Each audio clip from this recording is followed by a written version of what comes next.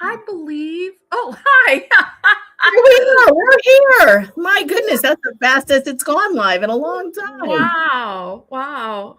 Hey, everyone. This is Friday Grief Chat, or Humor, Grace, and Grief with I'm Deb. This is, I'm Jill. hey.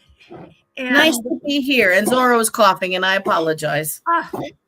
uh, yeah, Zorro's been through a lot this week. And you being his mama, one of his mamas. Yeah, It's been caretaker week for both of us in different levels. another friend of mine wrote on Facebook, and I've known them since I was in nursing school. Her husband was my professor, one of my professors, and then I met Andrea through through John, and he also, both of them became my martial arts instructors too. And then I took riding lessons. But what I wanted to say is Andrea has always raised French bulldogs. Oh, my goodness. Always. She's always had at least 3 to 4 at any given time. And then she became a veterinarian, and then she had all these other dogs. And out of the clear blue, both of them died within 24 hours. Two of her dogs died. And, what a grief of unexpected pet loss. The magnitude of that is just so much, because some new research just came out about pet loss that says that especially if the pet is the primary person in the house or has been a primary part of the family, yes, that it is at least as devastating as the loss of a spouse, yes, and or a child. yes. And for those children, don't say that I'm comparing my poodle to your precious child, but the relationship status is an equivalency. And it's just devastating. And I feel like people don't respect that enough. Mm-hmm. And I mean, maybe for money or whatever, but even Hallmark has, pet loss cards. And I think there's been so many deaths I actually haven't, even though I have them, I haven't been sending cards, but I had no words when it's an unexpected loss like that. Right. And I know another person who, once again, like you and me, is in the biz of loss, and it really, really rocked her world when their main pet died that had been with. Right. And once again, and I won't give any details, but the person who had one dog as a loss also had some other very personal losses. And to our listening audience, Jill and I have said many times, really think of loss as a tip of an iceberg, because it reverberates all the way down to the bottom of the iceberg. It creates waves and it disrupts patterns. And the loss of a pet is you walk in the door and they aren't there. Mm-hmm. And if you have other pets, they're also looking for the missing pet. And there's just so much of that. And then, like other losses, you run into people who say, but it was just. And it's never just. Right? No loss is just, whether it's job, a person, a home, a community. It's not a just. Which sort of leads me to thinking about other kinds of losses that sort of intermingle. Mm-hmm. And I want to talk about weight loss and losses. So I was reading today about XYZ famous person who had lost like 100 and something pounds, and at the same time was feeling grief, not because of the weight loss, but that sort of triggered that. I don't know if triggered is the right word, but Created a response? created some sort of deeper response because this person isn't able to have children because of XYZ and endometriosis and a few other diseases. So it's like, it's those kind of losses that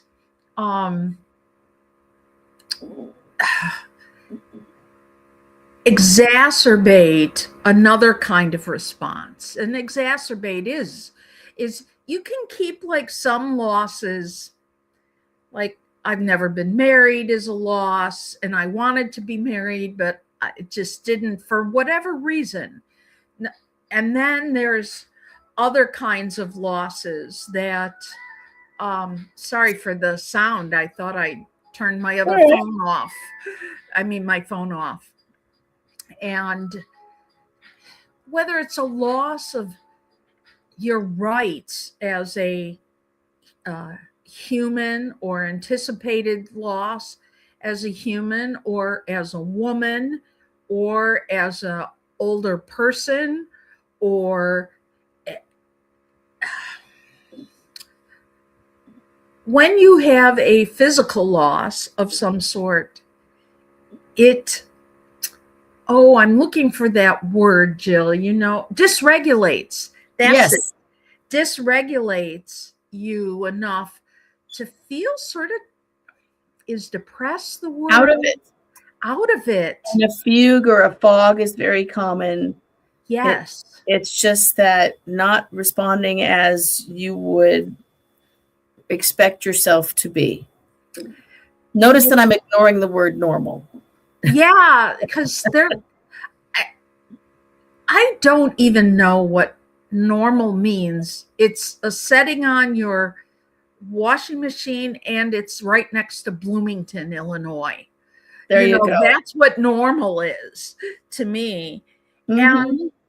And after spending a couple nights at my friend's house, which is sort of a little disorienting anyway, but being really immersed in saying hard things for a couple days, I worried about, I'm going to give an example. I'm like, okay, I don't think this means I have Parkinson's, but just in case, I'll be on the lookout, right? Because I'm like, what's wrong with me? I looked at a medicine bottle, and all of a sudden I'm reading, take one every other day. And I said, oh my gosh, have we been doing this wrong? And he says, I don't think so. It doesn't say that. And I looked again, and it took me a couple times to not read, take one every other day. I don't know where I was getting that. And I said that to a friend. She goes, you don't have Parkinson's. You have stress and anticipated loss. That's what you have. That's exactly right. If it happens more, then I'll go to the doctor. That's what I always say. If there's a pattern, then you need to go to the doctor. And I think about this other friend of mine who was witness to, I'm going to say, a traumatic death. Mm-hmm. And at the same time, was let go from a job of 25 years. That's a huge loss, because then you lose all your colleagues, and you lose your employment, and you lose your routine, and you lose all of that. Your future is gone. And she says, why aren't I more upset? And I said, one, you've been looking for another job for a long time. You knew you needed to leave that job for a long time.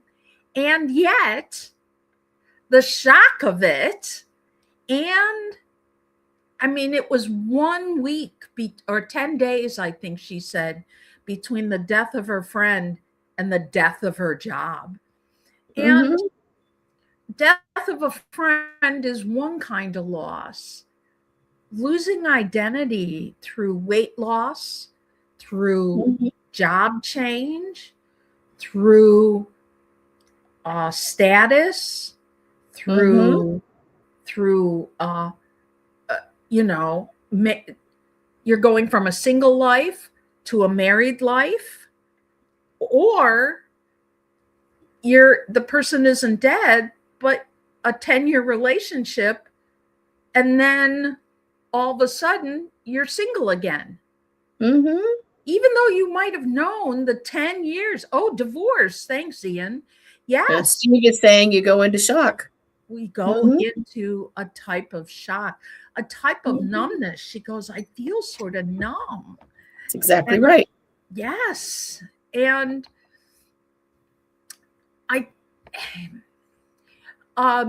let's say you're not dead yet, but you have another diagnosis, which might mean more medication.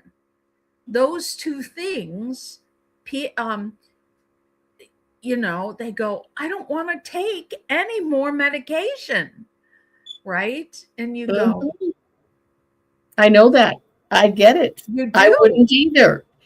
And it's necessary if you're going to keep going in regard to this illness. And you have a decision to make, right? Yes. And here's another one, another loss that people sort of discrepancies in reality. And let me explain.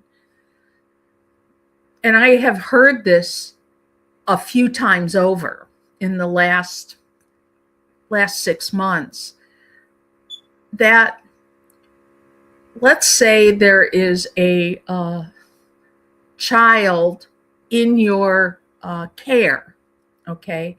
Be it stepchild, be it you're babysitting or whatever, and that child has when I say babysitting, meaning it's not a baby, but it's a toddler or more, and they say to somebody else because they're angry, oh, so-and-so did something to me. Right now you're flipped, like DCFS is coming. I mean, this happens with people who take care of their husbands or their parents or something. They go into the ER 3 times. DCFS is coming, not DCFS. APS. Yes. They're coming to check. Anytime you're a caregiver, there is a risk of a call, which is not to say you shouldn't be the caregiver. It's to make yourself aware. It happens all the time in dementia land. Yes, it does. Because people with dementia become paranoid as part of the disease process. That is and I'm going to use the word, normal part of the disease process. And so they make accusations. And you don't know if anyone else is believing those accusations, right? When we were leaving the hospital with my mom one time after she'd had major surgery, and she wasn't connected with reality. She wasn't yet in full dementia, but she was experiencing delirium, which is actually worse because it's lots and lots of things that just are not logical, sensible, realistic. But if you present well, people don't know that. I was almost ready to believe that there were beach balls outside the 6th floor of the hospital windows because they were in her visual field. She could see. Right. So we were leaving the hospital. My little sister was downstairs waiting for us to go to the medical transport. And she looked at my sister and outright accused her of theft. Now, everybody in the family knew that was not true. Everybody. But it's shocking when you're on the receiving end. Yeah. Yes. People around you don't know that person has delirium or that child is having a trauma response. And their trauma response is to point out other people rather than the real perpetrator. That's right. That's right. And all of it can be disorienting and dysregulating. Yes. And you got to find center again. And it's really hard to find center when you are in a traumatic moment or a lost moment or both at the same time moment. At the same time. And it's so let's talk a little bit about how do you feel grounded. That means like you can feel like your feet are on the ground. How do you feel? How do you become more cognitively aware that you need that? Sometimes that happens. You don't even realize you are not grounded. You know? And that's where body work can be really helpful, which is something people who do yoga participate in, people who do Tai Chi, folks who do massage, folks who do Reiki, and those who just do breath work or any other kind of thing. It's what am I noticing physically that's telling me things are not okay emotionally, that I need to step physically step back, that I need to physically ground my breathing, my heart rate, what my brain is doing, that I need to bring it back in and give myself that moment so that I can use some skills so that I can go back into the moment and not be feeling like I don't even know if I have Parkinson's or not. Just like right? I have to tell you where I got that from, because it's rather humorous. Using humor to cope with grounding. And let's see what Steve says first. Of course, when the sick individual is confined and housebound, you start to lose all sense of what is happening around you. Your mind dissociates from certain realities, and it does. It does. And not everybody understands that. And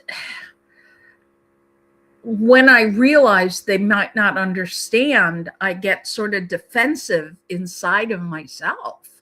I mean, how about you, Jill? When other people, I know you're like, what the hell?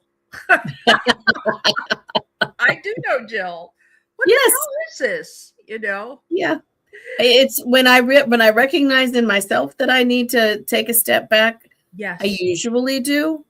What I know about myself is that when I'm sleep deprived, I don't do it as well, which has certainly been the case this week with a dog recovering from major surgery. Right. Or when I'm caregiving for someone who just will not let me sleep at all. Yes. That's also a disorienting moment. And you really have to work at, okay, what do I need to do? What do I need to do? This week, I have made sure that I've been down in my garden boxes every single day, because I need to just see the green and feel the dirt and literally smell the roses and take the deep breaths. Humor helps ground me, and different types it does. of humor, of course. So I have to tell you, one thing I saw. Now, I don't have a lot of streaming services, so I only saw one clip, and it was, I think the show is called Shrinking with Harrison Ford. And Harrison Ford, him and Michael J. Fox were in some sort of doctor's office talking about Harrison Ford has, in the show, he has Parkinson's. And of course, we know Michael J. Fox also does. And so they were comparing, oh, you're on these medications? And he goes, oh, yeah. Oh, and how about the shaking? How's that doing? And he goes, well, and they sort of laugh about it. But then how about seeing things that aren't there? And Harrison Ford says, oh, I haven't had that yet. And Michael J. Fox said, yeah, I've had that. Like once I thought I saw Halle Berry naked in the bathtub with me. I didn't want to let go of seeing that. And so it was like the 1-2 punch, except very slowly. Like right. that. And then I had looked up what TV shows. This was a while ago when I had a partial hysterectomy, or the rest of the hysterectomy, let's put it that way. And I knew I was going to be, stressed. So I wanted to look up what 2 TV shows, sitcoms, have they done studies on that reduce stress. And Friends was one of them. And I was too busy in the 80s and 90s to watch that, right? In early 2000. Right. So I started watching it. Well, just recently, I'm watching these episodes I never got to see, even when I started watching it again, back, in 2014 or something. And wow. So I've been laughing out loud, and those guffaws, that loud stuff, really helps connect me to myself. It brings you into connection with what your body's doing, your brain is doing. It physically makes you relax once you're done with the laughing.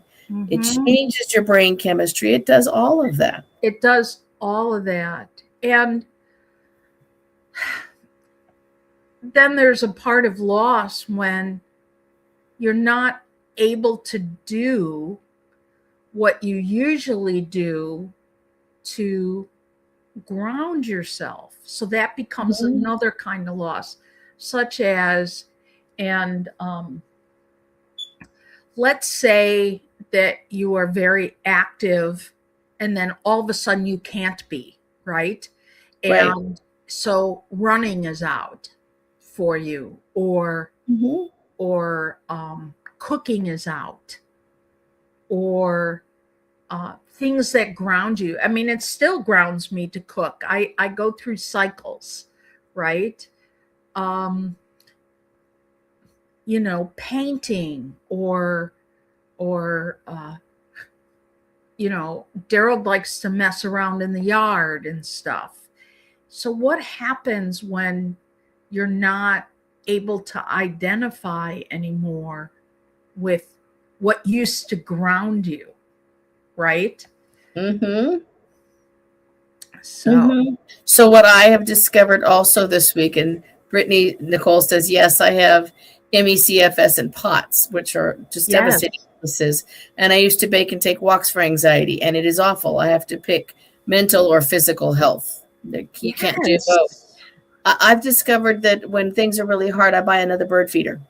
So we have 2 trees in our entire yard, and one of them is a gigantic sycamore, and it has 1 bird feeder because there's only 1 spot that it can be attached. And then we have this little plum tree that's probably 10 years old, and it now has, I believe, 11 bird feeders in it. I'm laughing, and yet I remember in Weight Watchers when I was really aiming for weight loss, and I started to pick up this other habit. Like, I wouldn't buy food. I wouldn't eat certain foods. I was managing that. But then I wanted to buy things. Like, why am I wanting to spend more money on things? Because sometimes one loss, you compensate to. Right. And I completely admit that I do. I am unashamed. Now, it is not an expensive habit. It's not a gambling habit. It is just an additional, 50 cents worth of bird seed a day and a $10 bird feeder. Yes. But yeah, we might be going through 20 pounds of food every 2 days. Right. But it is the most entertaining, and it forces me outside.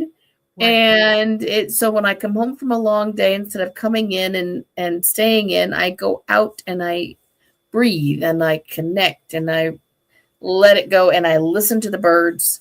Mhm. And this week we watched 3 of our butterflies hatch, That's right. You which was did. amazing. That's why today's announcement had the butterfly and the chrysalis. That was one of our butterflies that flew free this week. We hatched 3 of them. I Mhm. didn't realize that. Yeah, so we're, it's the things that ground us that also give you the ability to cope with, not overcome, but cope with Cope with. ongoing losses. And this week there's been a lot. There's been the stuff you're coping with, the stuff we got over here. We've got the war going on. I've got clients who are in not great health. And believe it or not, therapists do actually care very much about their clients. Yes. There are people at church that we've lost recently, so it's nice to connect. And it's also Easter. We're coming up on Holy Week. And there are a lot Passover of week. images of loss, of celebration and loss. And there's Passover coming up. Right. And Passover is all about loss. A loss. First, there's the loss of freedom, right? Which is why they want to move. So now there's loss of the familiar. And then they retell the story. And in some circles, people say that's sort of re-traumatizing. But then they talk about sort of. Okay. All right. I use that to sort of make it easier. Like the Stations of the Cross. It's traumatizing. It's traumatizing. And if you are not in a space where you can afford to be traumatized this year, we are hereby giving you permission. Go buy the jelly beans and watch I Love Lucy or the Golden Girls. Yes. You are given permission to skip all that. And if you're Jewish and you can't eat the jelly beans, I'm sure there's something else that would be just as good. And I'm sure Stephen has some ideas. Go ahead and buy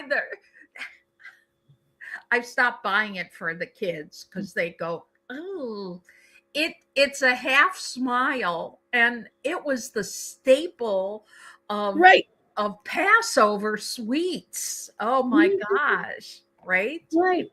Yeah. And for me, Holy Week is also combining this week again with the anniversary of Linda's death, because she died on April 2nd, which was Good Friday. This year, Good Friday is April 3rd. Right. So it's a rolling loss week in addition to all the images that we see. And it has been many years, and I really am okay. Don't need sympathy for that. But it is that when people have had losses, and they are seeing those empty crosses, or they're seeing the Passover preparations, there's an inherent cultivation of the memory of loss there for lots of people. I'll say this story again, that my mom died on March 13th, 1998. So did Ian's mom. I think she died that same day. I know it's the birthday of another person, but she died that day. And there were parts of my mother's very short illness. And yes, a distraction is good. And what happened was I was hearing my mom scream in pain. And it was right afterwards, and she died, and then it was Easter. And so what I did is I gave myself permission to not go to church, to not deal with any kind of images or talking about any kind of pain that Jesus had. So on Easter Sunday, I watched Monty Python Life of Brian. And at the very end scene, and most people know this is not a spoiler alert, the irony of Brian, who's like Jesus, was to sing "Always Look on the Bright Side of Life," and then they start whistling, and this is such a ridiculous scene. It really helped the pain in my heart and those remembered screams of my mom in pain. And we give you permission to just go away from anything that is dysregulating, that it just makes your body hurt on Easter, just even thinking about Easter. Then do something else. That's right. But after 100 years, we're still telling this story of Passover. That's what Steve says. Or as I like to say, even after 3,500 years, I still don't like climbing stairs. Right? Don't make me do a pyramid, please. My legs still hurt. And that is generational trauma. So, and a note of caution to any chaplains or ministers, yes, or therapists who are watching, when you are talking about Easter, if that is a thing, or if you're doing children's chat, some child in that congregation has had a loss recently and is going to want to know why their loved one didn't come back. So be prepared. Be prepared. And long ago, I was a nanny to a whole bunch of Catholic kids. And their parents were gone over Easter, but I took them. And they get to the part that says, and nobody needs to be saying this now, but they still do. And the Jews killed Jesus Christ. Yeah, they don't. And the little kid tugged on my whatever I was wearing and said, "Did you do that?" And I had to say to this child, I wasn't there. And anyway, we don't need to keep up the anti-Semitism anymore, folks. No, Let's just drop that right on off of there. Yeah. Yep. We got enough of that going on as it is. So this week actually is Palm Sunday. Oh, I got to tell you. Wait. Yes. We're doing coffee hour for Palm Sunday. Tell me more. I so wanted to, because coffee hour. You have church, you got to have coffee hour. Yeah. Monday's a busy day. Huzzah! We got the palm fronds flying, all the things. And my suggestion for coffee hour was we should make chocolate dump cookies for camel droppings and palm frond cookies. And I was completely shot down by my fellow coffee hour hosts. So we're not doing them, but I'm still going to go look for chocolate dump cookies at the store. Well, you could get macaroons. That is true. They sort of look like. You know what? You got to have some fun. Humor is part of the thing. And when you are opening the week, where you spend the whole week thinking about what's coming, you got to have some humor, folks. We got to be able to cope in real time. And we're living in real life right now, and we need the humor. So to get through the grief and the grace. Let me just say, Jill and I share a certain kind of humor that admittedly may not be for everyone. And however you find humor, as long as it's not hurtful, right? Think about it, not put down humor. You want to put down somebody, do self-deprecating humor. Right. Don't use humor to push people down so that you can feel better. You probably don't even realize that. But do get the chocolate dump cookies for Passover for Palm Sunday. They look like camel droppings. Yes, they got to look like camel and donkey droppings. There you go. The black Easter eggs also look like rabbit droppings. So there you go. Wow. Mm-hmm. All right. You all have permission to go eat your jelly beans and to make the traditions what they are. And we will see you next week on the other side. Yes. Please take good care, everyone. There you go. Hands to the heart. Take a breath in. Breathe out. See you next week. Bye, everybody. Bye.